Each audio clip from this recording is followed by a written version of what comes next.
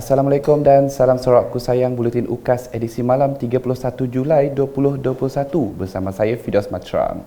Berita utama, proklamasi darurat bagi seluruh negeri Sarawak perlu diisytiharkan untuk menangguhkan pilihan raya negeri Sarawak PRN ke-12 bagi mengelakkan penularan COVID-19 menjadi lebih serius. Pejabat Perdana Menteri dalam satu kenyataan media pada Sabtu memberitahu Yang di-Pertuan Agong Al-Sultan Abdullah Riayatuddin Al-Mustafa Billah Shah setelah berunding dengan Kerajaan Sarawak telah memperkenankan proklamasi darurat bagi seluruh negeri itu yang akan berkuat kuasa pada 2 Ogos 2021 hingga 2 Februari 2022. Menurut kenyataan itu lagi, dengan proklamasi darurat itu, pilihan raya negeri Sarawak tidak akan diadakan sepanjang tempoh darurat berkuat kuasa kecuali jika darurat ditamatkan lebih awal. Tambah kenyataan sama, Jemaah Menteri dalam mesyuaratnya pada 21 Julai 2021 telah bersetuju untuk menasihati Yang di-Pertuan Agong agar memperkenankan proklamasi darurat bagi seluruh negeri Sarawak setelah darurat yang berkuat kuasa pada masa ini berakhir pada 1 Ogos 2021. Sementara itu, Kerajaan Sarawak menjunjung kasih terhadap Yang di-Pertuan Agong Al-Sultan Abdullah Riayatuddin Al-Mustafa Billah Shah dan memberikan sokongan penuh ke atas proklamasi darurat serta ordinan darurat bagi negeri ini yang akan berkuat kuasa mulai 2 Ogos 2021 hingga 2 Februari 2022. Pejabat Ketua Menteri Sarawak dalam satu kenyataan media pada Sabtu memberitahu keputusan dan tindakan Yang di-Pertuan Agong adalah selaras dengan pendirian Kerajaan Sarawak untuk sentiasa memberikan keutamaan kepada dua perkara, iaitu menjaga keselamatan dan kebajikan rakyat negeri ini dan juga menegakkan amalan demokrasi berparlimen di Sarawak. Menurut kenyataan sama, dengan proklamasi darurat di Sarawak, maka pilihan raya negeri ke-12 yang perlu diadakan dalam masa tertentu ditangguhkan sehingga satu tarikh apabila keadaan COVID-19 tidak lagi mendatangkan mudarat kepada rakyat Sarawak. Namun bagi memastikan amalan demokrasi berparlimen dijaga, mandat daripada rakyat Sarawak perlu didapatkan semula sebaik sahaja keadaan pandemik mengizinkan. Mengikut ordinan, proklamasi darurat ini akan tamat pada 2 Februari 2022 atau boleh ditamatkan lebih awal oleh Yang di-Pertuan Agong setelah menimbangkan pandangan daripada Kerajaan Sarawak. Dalam pada itu, Timbalan Ketua Menteri Sarawak Tan Sri Dato' Amar Dr. James Jemut Masing turut menyambut baik pengisytiharan proklamasi darurat Sarawak oleh Yang di-Pertuan Agong bermula 2 Ogos 2021 hingga 2 Februari 2022.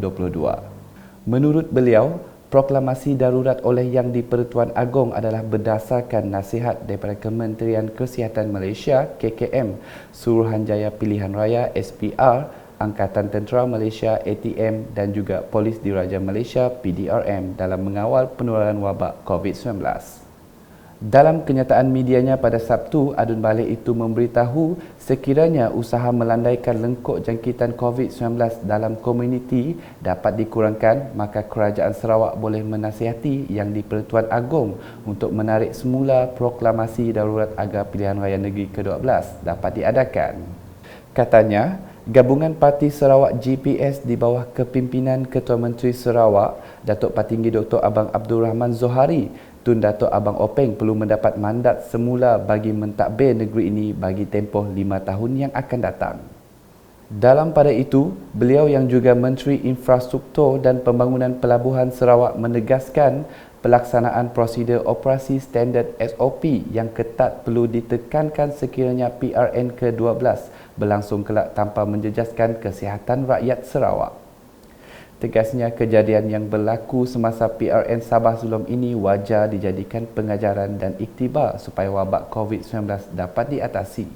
Jelasnya, negara-negara lain seperti Singapura, New Zealand, Korea Selatan dan Amerika Syarikat juga telah mengadakan pilihan raya umum di dalam pandemik COVID-19 tanpa kesan buruk kepada penduduk mereka. Berita seterusnya, kerjasama Kerajaan Sarawak dan Tentera Diraja Malaysia telah menjadikan negeri ini antara yang terpantas dalam program imunisasinya. Ketua Menteri Datuk Patinggi Abang Zohari berkata, menerusi kerjasama itu, pihak tentera telah mewujudkan program vaksinasi di kawasan pendalaman walaupun jumlah penerimanya adalah sedikit seperti di Long Singut. Kita bekerjasama dengan pihak Angkatan Tentera, iaitu Kombat Medik, untuk memberikan vaksinasi kepada kawasan-kawasan di pedalaman. Di antaranya ialah di kawasan barat dan juga di utara, iaitu di Banglawas. Mereka telah membantu KKM dan Kerajaan Negeri untuk memberi vaksinasi. Sekarang ini JK has covered more than 7,000 orang yang diberi vaksinasi oleh pihak Angkatan Tentera. Beliau berkata demikian dalam sidang media semasa program lawatan ke Pusat Pemberian Vaksin PPV COVID-19 Mobile Outreach Nanga Jagau, Kanewit pada Sabtu. Terdahulu, beliau menghadiri taklimat mengenai skim penempatan semula SPS dari Adun Ngemah, Alexander Vincent, taklimat mengenai situasi COVID-19 dan program vaksinasi di daerah Kanewit dan taklimat mengenai PPV Mobile Outreach di Nanga Jagau. Beliau turut meninjau PPV Mobile Outreach Nanga Jagau di Dewan Temenggong Masam.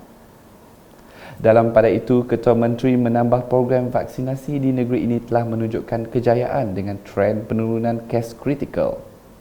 For Sarawak itself, kita dah achieve second dose about 60. 65. Kita sudah achieve 65%.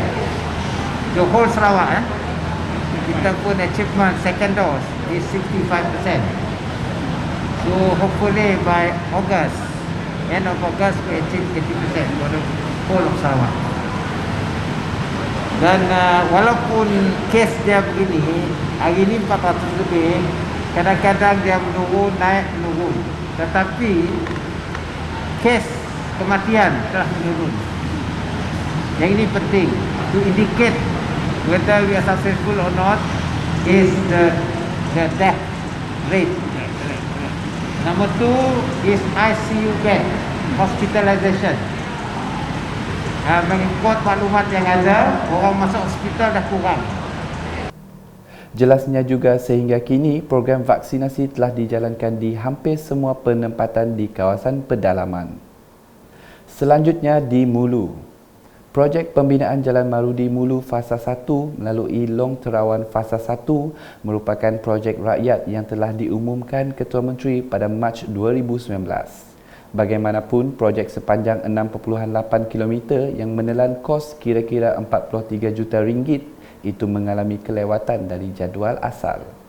Timbalan Speaker Dewan Undangan Negeri Dun Sarawak Datuk Gerawat Gala berkata, kelewatan itu telah menjejaskan cadangan asal projek itu dan mahu kontraktor menyiapkan jalan ini mengikut tarikh baharu seperti yang ditetapkan.